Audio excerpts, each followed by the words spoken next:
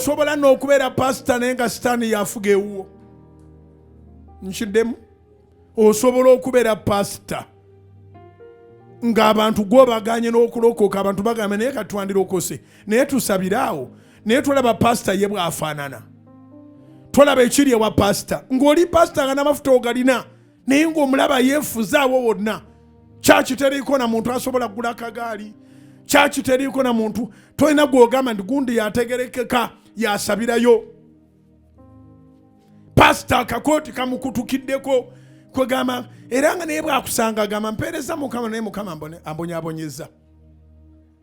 Wangi mpeereza Mukama naye Mukama ambonyaabonyeza, ate nagezaako okumuddukako naye era yankomyawo era ambonyebonye. Katonda si yakubonyabonya. Ate basebo ne bannyabo ke mbabuulire, twetaaga bannaffe.